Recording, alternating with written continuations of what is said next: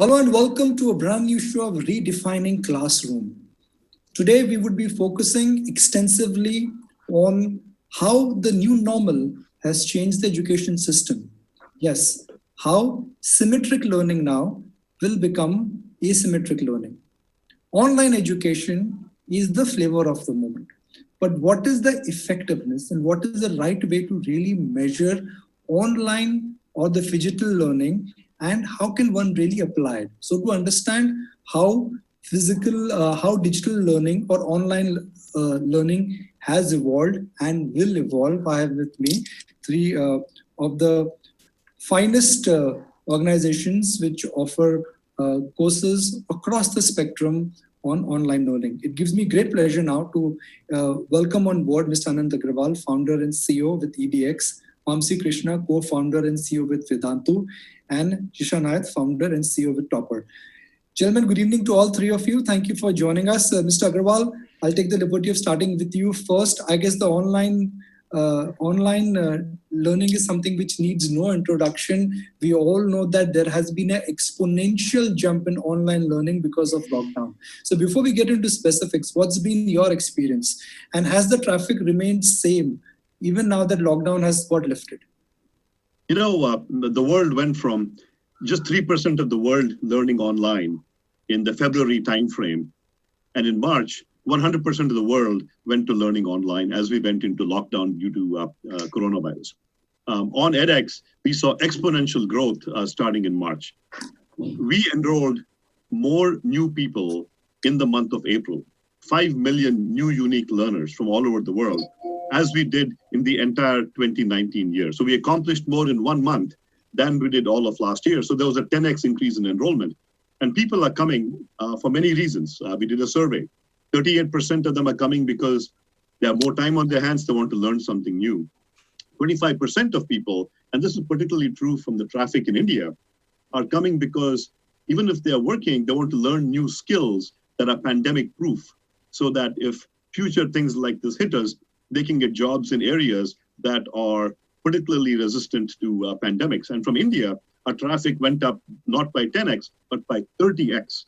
So India has been just phenomenal growth in terms of online learning in the past couple of months. Vamsi, what's been your experience during the lockdown and post-lockdown for your Vedantu platform? Have things remained strong, and the initial traffic which got generated because of a compulsion, has that now become the new norm? Yes, exactly as Anant was telling. It's been pretty similar. Lockdown happened in the last week of March. Schools got shut down. And I think, so Vedantu operates obviously in K-12 specifically. So here, because of the restrictions on the schools, also the offline mom and pop tuition centers and coaching centers, all of that being shut, I think we saw an unprecedented numbers. I think overall online education grew. What I loved about the fact is, as Vedantu, at least when we started way back in 2014, with the concept of live teaching, right? And I think that category awareness of that right now, with even schools talking about it and principals talking about it, has really shot off the charts. So over the entire last 1 year, we would have probably had less than, I would say, 1 million unique students who have studied or taken a live class on Vedantu. I think this last month we crossed 1 million unique students who took a live class on Vedantu. So I think that number grew from almost like around 100,000 in the month of December to almost 1 million last month. So we as a online education company in India, all of us have been growing strong. So I would not say it's only because of the pandemic. We have been witnessing around 3.5x kind of a growth in terms of the these numbers. But what this has done is the same thing we are now witnessing in 3 to 4 months time. That's the real delta which we have been seeing. Jishan, the fact that you're not nodding your head but you're smiling, I would assume your experience has been the same.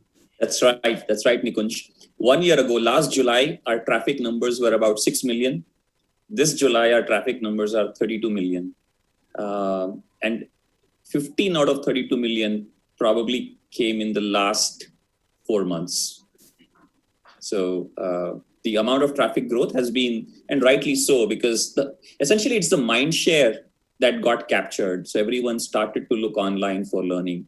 So my next question, Jishan, to you is that how would you differentiate that traffic? How much of your traffic you would say is fad, and how much is real, and how much is permanent?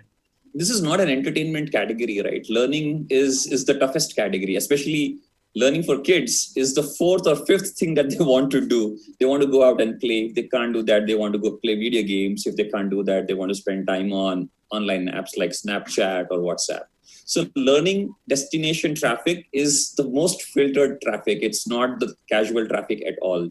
So I would say every ounce of traffic that you're able to capture is pretty much determined traffic that is coming online to learn. It's actually voluntary, right? It's not even school driven.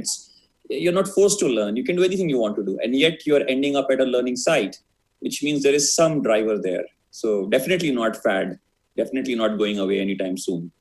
In fact, Nikunj, if I might jump in here for a second. Yes, please. I think that Zishan, that sort of explains a flaw in our education system, right? Why is it that our education is so boring? Why do people feel, kids and college-going people feel that education is number 4 on the list? When we go to the digital world and teach people online, on edX, our pedagogy is active learning, and it gamifies learning. You are not just asked to sit around memorizing things, but you apply your knowledge, you gain the skills. You have virtual simulations and labs and gamification and instant feedback. And these are all the same techniques that make video games fun. And now data is proving that they make education fun. And so I think we should not accept at all for a moment that education needs to be number 4 on the list. We need to get it to number 1, right alongside video games. Okay, Yes. education, and we're talking video game. Well, I'd like to talk about video games, but right now I want to go back to a question which I've been asking everybody on the panel, Mr. Agrawal, which is that learning is also about experiencing. It is also about sharing. It is an osmosis of when people meet, they blend, and then they share ideas. Learning is also spending time with your fellow students, college ki batein, door room ki gupshup. Online training or online education, Mr. Agrawal, cannot replicate that. I don't agree with that thesis whatsoever. Online, you can do all of that stuff. My daughter was a teenager until recently. And you wouldn't believe it. They spend all their time interacting with their peers on social. I can't get, when I try to talk to her in person or I call her on the phone, she won't pick up the phone. But when I text her, boom, I get an immediate response from her. So our children are digital natives. And on our platform, for example, we allow teamwork. So there's teamwork where people can work in teams. We have discussion forums where people are interacting with each other. We just launched a course on how to use mechanical ventilators during COVID from Harvard. And you won't believe it. We have a surgeon from Chennai interacting with the OBGYN from the country of Colombia, with a nurse from New York. They're all interacting with each other, talking with each other, sharing best practices, creating WhatsApp groups while meeting on the discussion forum. So I don't for a moment buy the fact that online is somehow less social or less interactive or less hands-on in the sense of using gamified simulations. I think it can be all of the above when done properly. If you need to add a skill, you supplement it with private coaching or with group coaching. So online learning for the moment is nothing else but you are learning tuitions online. Kind of. That can be the starting point, but the argument breaks down the minute you go into the details. For example, in tuitions, one teacher or two teachers teach all the subjects. You can't have 12 different teachers for 8 different subjects. In an online world, you can totally bypass that. In an online world, you can learn from the best teacher. I don't have to be restricted to the 5-kilometer radius where I live and where the teacher lives. That can completely go away. In tuitions, once the lecture is over, there is no trace of the lecture. The teacher and the students sit, 1 hour later, the lecture is gone. In online world, what was taught to you in a class is left, and then you have exercises on top of it, etc. I can go on and on, there are about 1,000 features. So for me, the big distinction is, look, in a physical learning experience, there are 2 aspects. One is the conceptual learning part where you're learning something. And the second is the empathy, coaching, discipline part, which is delivered by a human. The learning part can be replaced digitally. And when you replace that, it's definitely 10x better, if not more. The empathy, discipline, coaching part is probably not the same. it's probably lesser than a human touch.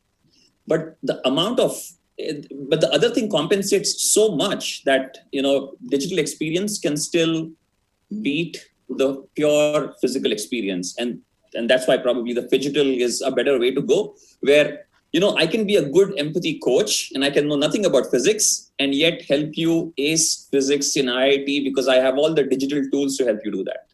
Fair point. Okay. Mr. Agrawal, let's talk about the importance of skill.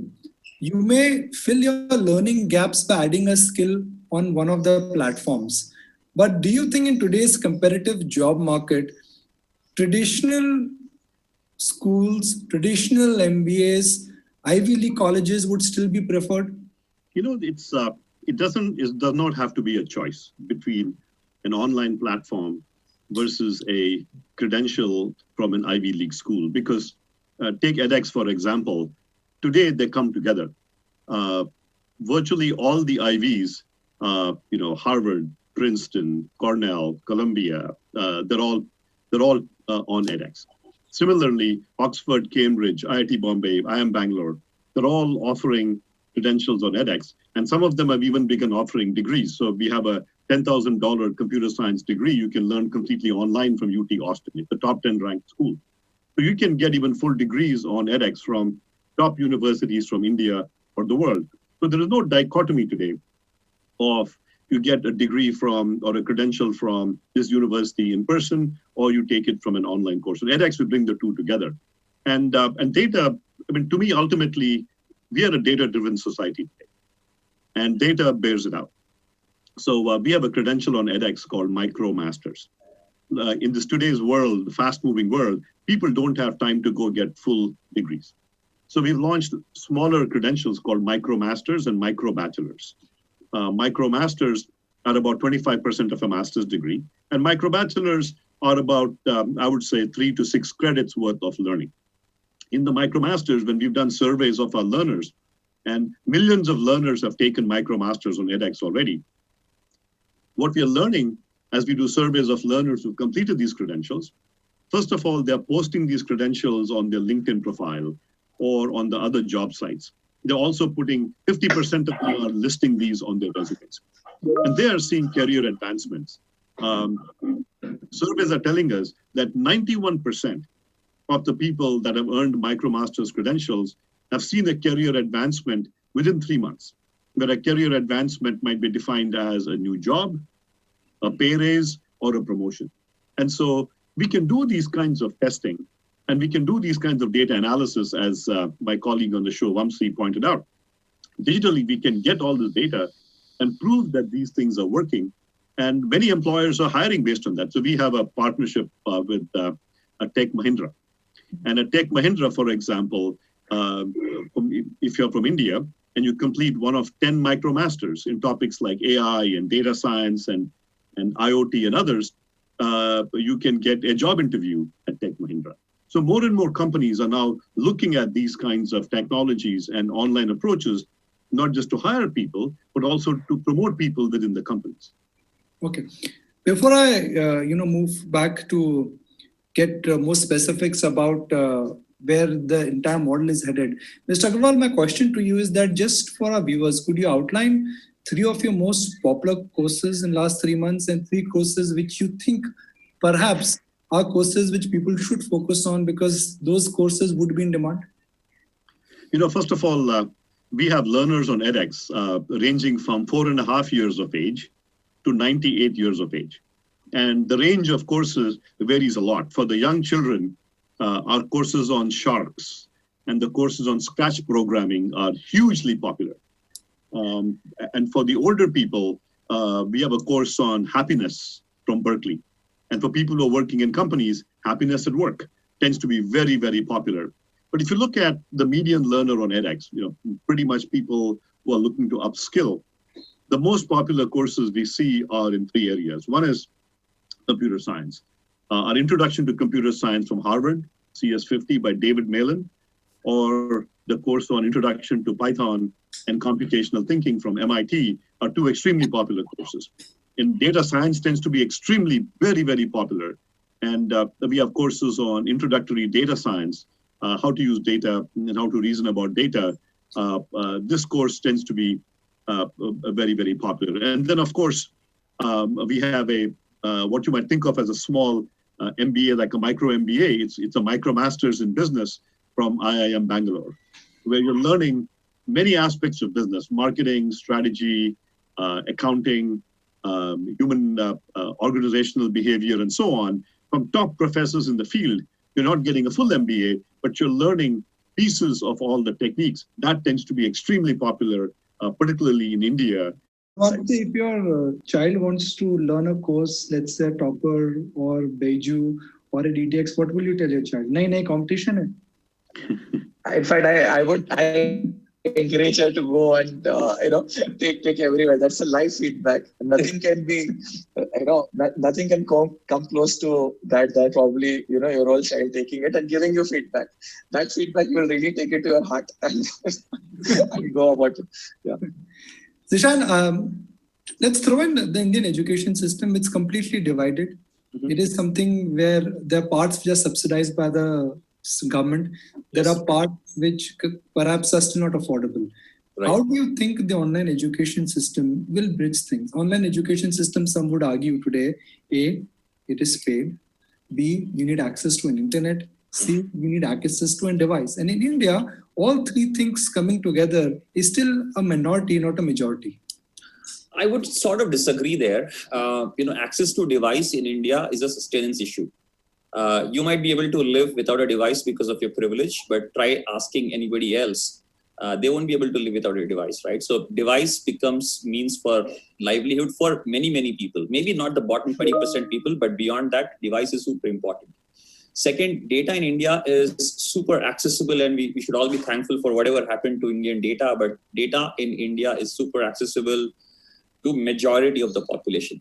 Now, once you solve for these two things, the marginal cost of content is so low that you're able to distribute high quality content that has been created once, several times at almost zero cost. So the kind of learning that is actually happening is we can't even visualize it. Like I give the example of my 4-year-old niece, and she speaks flawless English. We try to speak to her in Hindi, but she always responds in English. And she's yet to start her kindergarten, right? So she's barely attended 10 classes of her kindergarten, speaks flawless English. Now, where did she learn from? She did not learn from us. She learned from Peppa Pig and Ben and Holly. So for her, that is Edtech. That is some technology teaching her in spoken English. And things like this is already happening on the ground, and we fail to notice it because it is not in our mainstream lives. But excellent content, marginal cost of delivery, good device penetration, and very affordable data is driving a revolution. And you will actually have to read the feedback to see how kids enjoy that. It changes their lives. For a very average school kid who's used to very average teachers, suddenly gets access to this app and sees high quality content, and it's like mind blowing for that kid. That experience is just like mind blowing. The notes that you receive from these students is just like, it'll give you fuel for several days, right? So that's happening. Okay, I'm going to reach in the last leg of our today's very intriguing and interesting panel discussion. Mr. Agrawal, what is the next big innovation which we should expect in online learning? More breadth, which is in terms of subject matter, in terms of offerings, or it's going to be more adaptation of technology where tools like AI and 3D experience is coming? I think we're going to see both. I think on the breadth, what we're going to see is stackability. I think the next big thing in education is stackability. The way we've innovated so far is what I call modularity.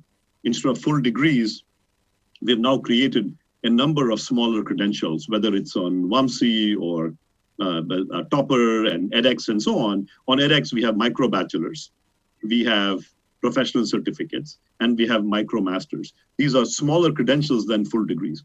And these have been very successful, both with people who want to learn a new skill in the job market and even in high schools. A lot of high schoolers, we have a high schooler from Cochin in India who completed a short program on edX. And that really helped her application to universities, both in India and in the US. And so what we solved so far is modularity. A next step is stackability, where these modular credentials like micro-bachelors from different universities will stack up, and you'll be able to get a full bachelor's degree at a very low cost. So to me, a next big evolutionary step is you begin taking modular credentials from multiple universities. On edX, you can take computer science from New York University as a micro-bachelor's. You can take a professional writing micro-bachelor's from Arizona State. You can stack them up and earn college credit and ultimately earn a bachelor's degree. To me, that modularity and stackable, it is the next big thing. And of course, on the second leg, we're going to continue advancing technologies. Vamsi talked about VR and AR, absolutely. Some of our courses already have labs using virtual reality. We're going to see more AI. We already use AI in some of our techniques for grading essays and so on. We're going to see more and more of that, where AI techniques, we use AI heavily on edX for virtual proctoring. So in MicroMasters and other credit-backed credentials where you get credit for the courses, people take proctored exams, and there AI and machine learning techniques are used to watch the student to see if the student is cheating or not. And so we're already using AI, but we will see the rapid expansion of AI, adaptive learning, adaptive hinting. We have adaptive tutoring in some of our courses where the computer aids in tutoring and answering questions. We just haven't even seen the beginning of what is possible online. Okay. Vamsi, last question, and I'm going to close the discussion with you. And I'm going to ask Vamsi Krishna, not the co-founder of Vedantu, but Vamsi Krishna, the father of a 5-year-old. Screen time, Vamsi. What do you tell your child as a father? How do you balance with screen time and online learning? Oh, that's a big one. So yeah, that's an area wherein I would say that especially in K-12, all the online education companies have to take this. It's a big responsibility, I mean, to say the least. And what is compounding the problem also, Nikunj, and great that you brought this point, is even schools are doing it. And after that, they have to, come also and do this. And on top of that, there is also, like what Zishan was saying, there's Peppa Pig also. And then there is this Ben and Holly, and there are other stuff. Screen time is a real issue. I can tell you about, a small session which we did, in collaboration with some of the ophthalmologists, right? Trying to bring awareness to this topic. Some of the techniques, and we are actually working, I mean, this I can talk about Vedantu, but also the overall ecosystem is also working in that direction. But let's say we are doing now, like inside a class of ours, after every, say, X minutes, we are embedding this into the pedagogy that you need to do some eye exercise. So as simple as that, and I can share a trick with you. So what we found from research was, every 20 minutes, you need to at least take 2 minutes out and focus on an object which is 20 feet away from, right? And that's as simple technique as this actually, works a lot for your, eyes. And I think this is going to stay here. This is not something which is going to go away anywhere. So we need to find some sustainable solutions. Well, gentlemen, it's been so fascinating understanding how the online education is moving. It's our 4th edition of Redefining Classroom. And I guess the conclusion, what we've or the summary of our last 4 episodes is that the world has changed and we need to adapt. There's a new normal and a reset button has been pressed. For those who think that this is a gap year, well, this is a year of change where the Indian and the global education system will migrate. Sometimes it's necessity, sometimes it's compulsion. Right now, I would say it's innovation, which is going to ensure that this is not a gap year, but a year of change, at least for the education system all around the world. So thank you all very much. Stay safe, and certainly hope to see much more of you going forward.